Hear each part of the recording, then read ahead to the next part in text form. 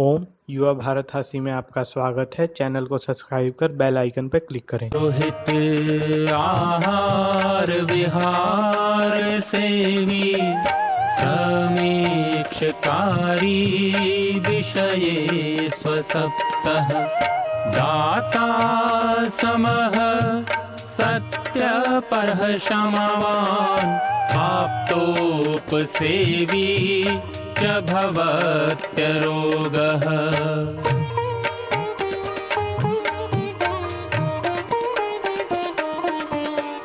मतिर्वचः कर्म सुखानुबन्धी सत्वं विधेयं विशदा च बुद्धिः ज्ञानं तपः तत्परता च योगे यस्यास्ति तं नानुतपन्ति रोगाः।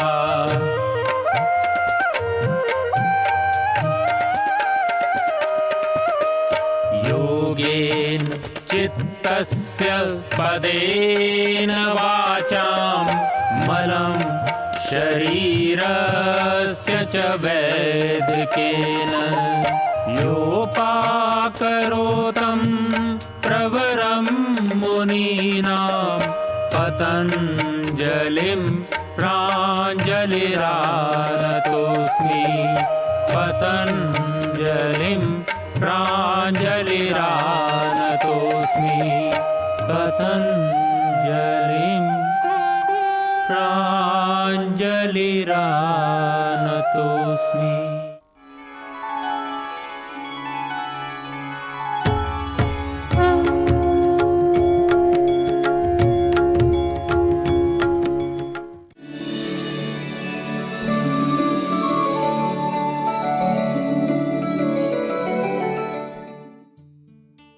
संपूर्ण स्वास्थ्य विज्ञान एवं दर्शन आयुर्वेद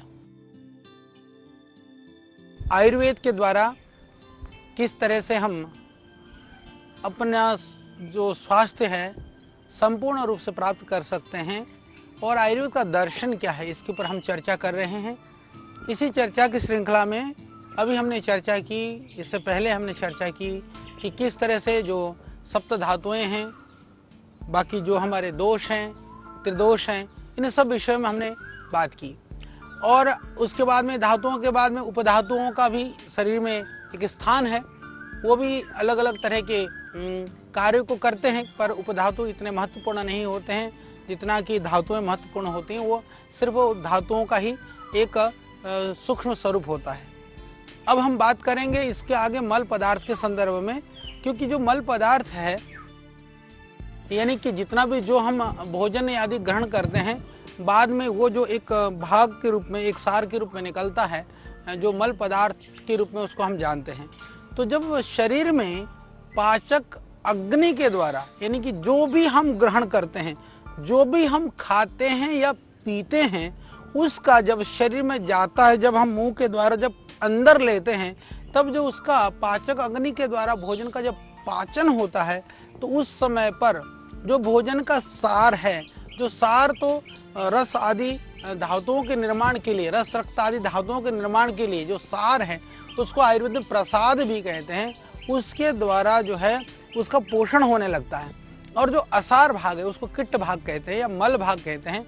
उससे मल पदार्थों, जैसे कि मुख्य रूप से मल पदार्थ कहते ही जैसे पुरुष है, पुरुष का मतलब शौच, और फिर मूत्र है, स्वेद है, ये तीन जो मूल रूप से तीन हमारे मल पदार्थ हैं जो मुख्य, जो कि मल के रूप में शरीर से निकलते हैं।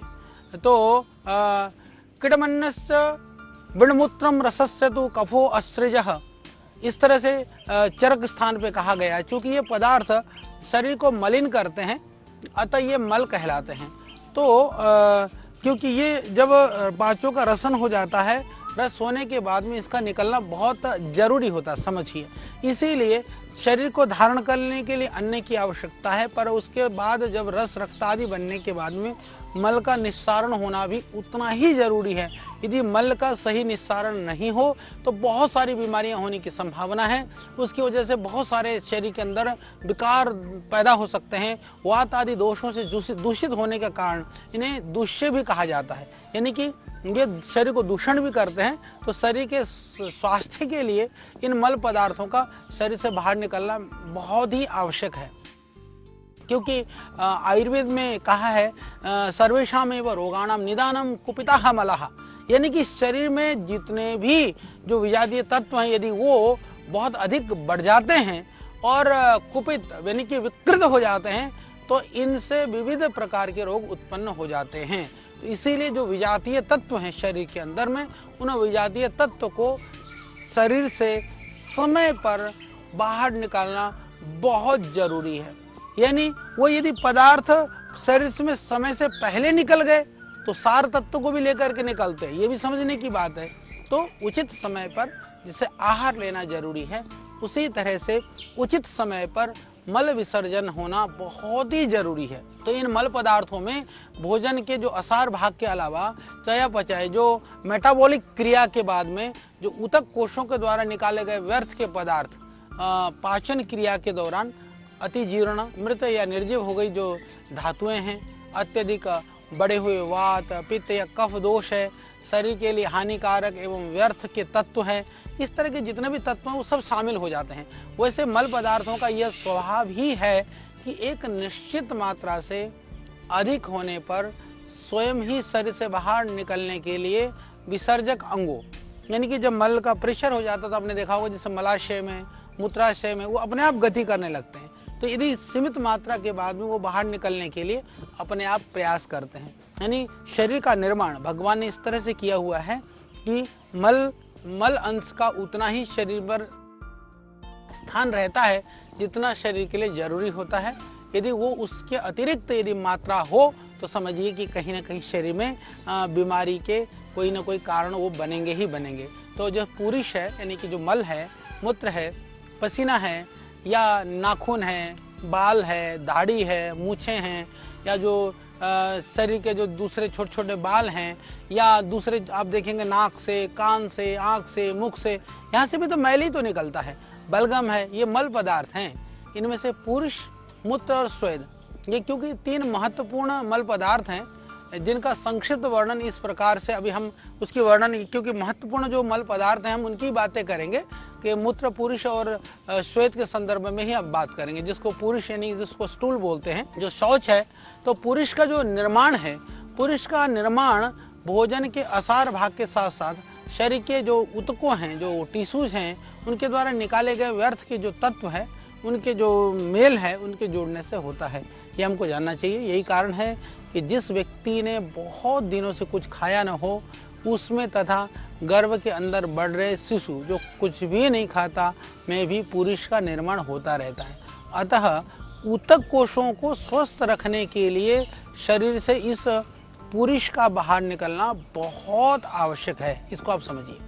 यानी इसका ठीक तरह से विसर्जन न हो तो फिर क्या हो जाएगा, पेट के रोगों के साथ साथ में दूसरी भी बीमारी होना शुरू हो जाती है। जैसे कमर में दर्द होना शुरू हो जाएगा, या आमवात शुरू, रूमेटाइज्म शुरू हो जाएगा, गृध्रस्य जिसको साइटिका बोलते हैं, या पैरालिसिस है, पक्षाघात है, दमा है, ब्रोंकाइटिस वगैरह, इस तरह के रोग भी उत्पन्न होने शुरू हो जाते हैं। तो यही कारण है कि इन सभी रोगों की जो है चिकित्सा में, आयुर्वेद की चिकित्सा में रोगी को हम सबसे पहले पेट की बात पूछते हैं। जो अच्छा योग्य चिकित्सक होता है वो सबसे पहले ये पूछता है कि इस तरह के रोगियों को कि आपका पेट साफ रहता है क्या। और आप भी ध्यान रखिए, यदि आपका पेट साफ नहीं है तो समझिए कि कई कुछ भी बीमारियां आपको हो सकती हैं। यानी कि सारे रोगों का जो मूल स्थान है वह हमारा ये जो आमाशय है, हमारा जो पेट है, जहाँ पर मल का संचय होता है वह स्थान है। इसीलिए पेट को ठीक रखना बहुत ज़्यादा ज़रूरी है। ध्यान रहे कि कब्ज न रहे, ज़्यादा इस तरह के इंडाइजेशन ना हो, इसके लिए आपको बहुत ज़्यादा ध्यान रखने की आवश्यकता है। और इसके अलावा मल का यदि विसर्जन ठीक से नहीं होता है तो आंतों में अनेक प्रकार की कृमियाँ भी पनपनी शुरू हो जाती हैं। उनके लिए एक अनुकूल वातावरण हो जाता है, फिर ये कृमि शरीर को स्वयं ही हानि पहुँचाते हैं। और कई बार जो शरीर के लिए लाभकारी, क्योंकि हमारे पास दोनों तरह के बैक्टीरिया हैं इस शरीर के अंदर में, कुछ लाभकारी बैक्टीरिया भी हैं। तो वो बैक्टीरिया बहुत ज़रूरी है, वो रस के पाचन के लिए, शरीर के सिस्टम को ठीक रखने के लिए। तो जो इस तरह के जो हानिकारक बैक्टीरिया बढ़ जाते हैं तो लाभकारी बैक्टीरिया को भी बढ़ने से रोकते हैं। तो इससे क्या होता है कि मनुष्य फिर उन जीवाणुओं से, उन बैक्टीरियाओं से होने वाले लाभ से वंचित रह जाता है और शरीर में मल का ठीक प्रकार से विसर्जन होना बहुत ज़रूरी है। न होना रोग का कारण है। आप कहेंगे फिर इस मल का काम क्या है? मल का भी कार्य हो सकता है क्या? बिल्कुल हो सकता है। इसको आप समझिए, मैं आपको समझाने का प्रयास करता हूँ। पुरुष जो मल है केवल मल पदार्थ ही नहीं है, आप ये समझिए। ये क्या करता है कि देह, हमारा जो शरीर है, वात और अग्नि को भी धारण करता है। मल को शरीर का ये निश्चित है कि अवशिष्ट पदार्थ हम मानते हैं, परंतु मूत्र एवं पुरुष पूरी तरह से अवशिष्ट पदार्थ नहीं है। जैसे कि पुरुष आंत्र, जो इंटेस्टाइन के जो ऊतकों हैं, जो टिश्यूज हैं, इंटेस्टाइन के जो टिश्यूज हैं, उनका पोषण करता है। और मैं एक बात और, क्योंकि ये इसलिए पोषण करता है, भोजन पचने के बाद भी आप देखेंगे बहुत सारे जो पोषण जो तत्व हैं पुरुष के अंदर रह जाते हैं, सारे तत्व खत्म नहीं हो जाते हैं। तो जो आंत के जो ऊतके हैं ना, जो अंदर के जो टिश्यूज हैं इंटेस्टाइन के, ये इन पोषक तत्वों का ग्रहण करते हैं, तो ही जाकर के मल का निष्कासन होता है। और यदि व्यक्ति में मल ही ना बने या व्यक्ति के अंदर मल ही ना हो, आंतों के अंदर यदि एकदम पेट खाली हो जाए तो आंतें सिकुड़ जाती हैं।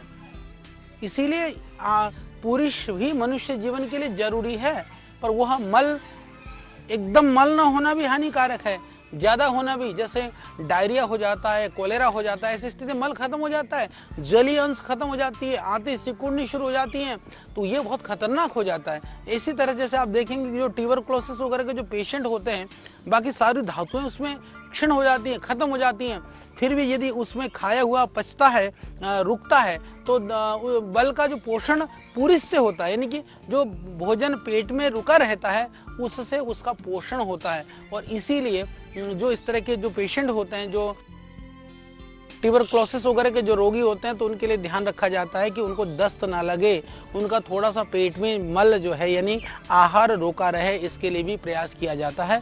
तो ये बहुत ज़रूरी है कि ये बहुत ध्यान रखना पड़ता है कि अधिक मल जो है उसके शरीर में से न निकले। तो ये इसके साथ साथ में जैसे कई रोगों में जैसे पुरुष जो है अधिक मात्रा में आने पर क्या करते हैं, क्या होने लगता है, जैसे पेट में कई बार शूल यानी कि दर्द होना, अफारा होना, आंतों में गुड़गुड़ाहट होना, शरीर में भारीपन होना, ये सब भी लक्षण होने लगते हैं। इसलिए अधिक भोजन खाने या अजीर्ण से पुरुष की मात्रा में कई बार वृद्धि हो जाती है। तो जब पुरुष कम बनता है तो वात शब्द के साथ में ये आंतों को ऐंठता हुआ पेट में ऊपर की तरफ जाने लगता है, तो जिससे कि पुरुष का जो क्षय रोग जैसे अतिसार है, नहीं इसको पुरुष का क्षय होना हम मानते हैं। अधिक विरेचन जैसे अधिक मल का आना उपवास कम खाने से होता है। तो ये सब चीज़ों को हम ध्यान रखें कि हमको न तो अति भूखा रहना है, न ज़्यादा खाना है, न दस्त लगने देना है, न कब्जे होने देना है, यानी मल का न अति संचय न न्यून स्थिति में आने देना है। तो अब हम कहें कि यदि पुरुष नहीं बन रहा है तो कैसे बनेगा?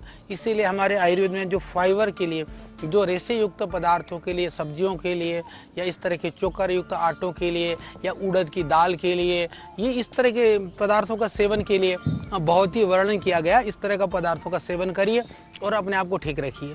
फिर दूसरा इसी तरह से यूरिन, दूसरा जो मल पदार्थ है, मुख्य मल पदार्थों में से मूत्र है। मूत्र के माध्यम से जो शरीर के जो व्यर्थ पदार्थ हैं वो शरीर से बाहर निकलते हैं। और जिस तरह से आहार के असार जो मल है भाग का तरल अंश है, ये एक तरह से ये शरीर की आवश्यकता से अधिक आर्द्रता गीलेपन को कम करता है। यानी कि हमारे शरीर में जितनी आर्द्रता की आवश्यकता है या बस्ती में मूत्राशय की जो आर्द्रता है, गीलापन है, या उसको जो है ना उसको गीला और थोड़ा सा भरा भरा रखता है। स्वास्थ्य को बनाए रखने के लिए गर्मी और सर्दी दोनों ऋतुओं में अधिक मात्रा में, यानी कि यदि प्रायः हम यदि जल की बात करें तो 4 लीटर से 6 लीटर तक जल पीने के लिए आयुर्वेद में कहा गया है। तो कम से कम हमको 4 लीटर जल, जो एक स्वस्थ व्यक्ति है या किसी को इस तरह की कोई बीमारी नहीं है, तो नॉर्मल व्यक्ति के लिए 4 लीटर लगभग जल हमको पीना चाहिए। और मूत्र विसर्जन के लिए, जैसे मल विसर्जन के लिए कहा गया है कि व्यक्ति को प्रातः और सायं 2 समय पर मल विसर्जन जरूर करना चाहिए।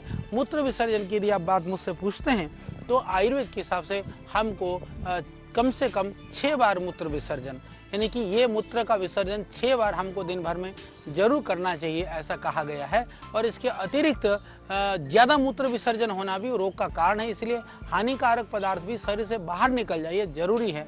तो मूत्र शरीर में पाए जाने वाले जो द्रव पदार्थ हैं, जो बॉडी फ्लूइड्स हैं, में जलीय जो विद्युत जो अपघटकों जिनको बोलते हैं, जो वाटर जो इलेक्ट्रोलाइट्स जो होते हैं, उनके सामान्य घनत्व को बनाए रखने के लिए ये जो है ना उसको बना करके रखता है। इस मल की जो सामान्य क्रिया जो है वह आहार में द्रव्य पदार्थ की मात्रा, पानी पीने की मात्रा, वातावरण का तापमान और मनुष्य की शारीरिक और मानसिक अवस्था, इन सब पर निर्भर करता है। तो हम ध्यान रखें, आयुर्वेद के अनुसार मनुष्य का मूत्र एक स्वाभाविक विरेचक है, जो शरीर से जो विषैले तत्व होते हैं, जो विषैले पदार्थ होते हैं, उनको निकालता है। तो इसीलिए मूत्र, जैसे मैंने कहा कि वो बहुत ज़रूरी है। सही समय पर सही मात्रा में मूत्र का निस्सरण होना, पर ज़्यादा मूत्र आना भी एक रोग है।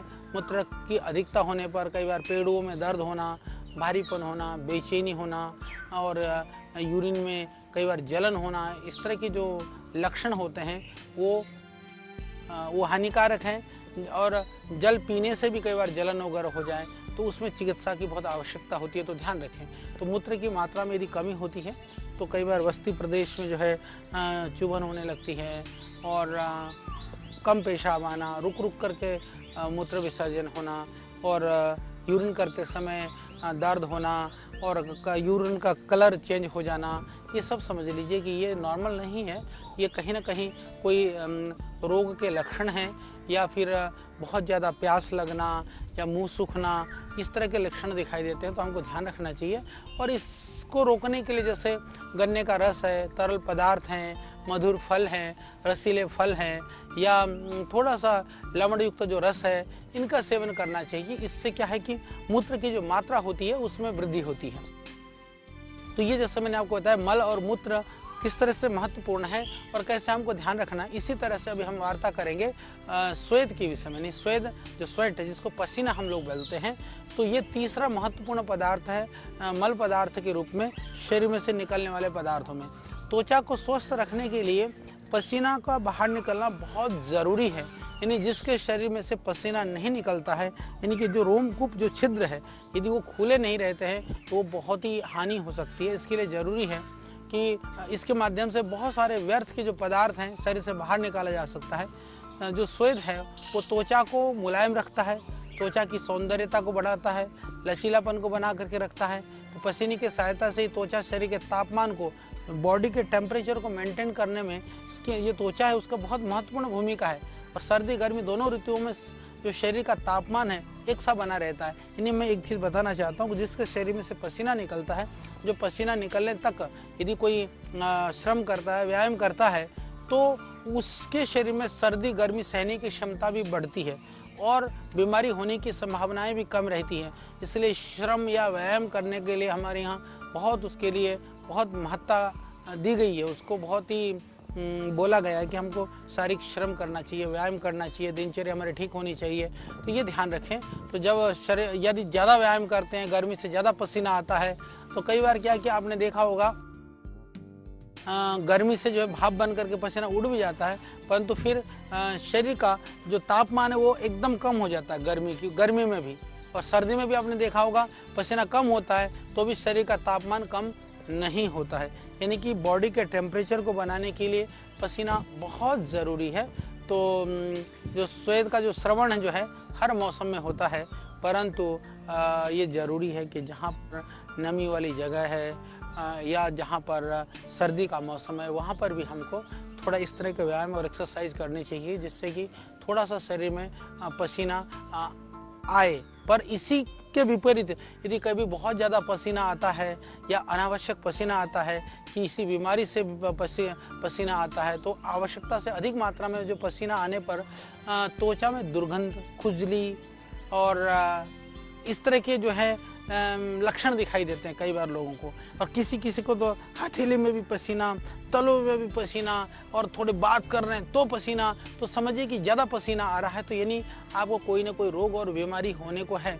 यदि आपका डाइजेशन सिस्टम ठीक नहीं है, लीवर जो है गड़बड़ है, ज़्यादा आपको मोटापा बढ़ा हुआ है, तो भी ज़्यादा पसीना आता है, तो उस पसीने से बचिए। और पसीने का एक उपाय, बाकी तो औषधि के प्रकरण में हम बात करेंगे, अभी मैं बता देता हूँ बहुत सरल उपाय। जिनको ज़्यादा पसीना आता है वो लोग आंवले का पाउडर करें, 1-1 चम्मच सुबह शाम आंवले का पाउडर ले लें, उससे बहुत लाभ होगा।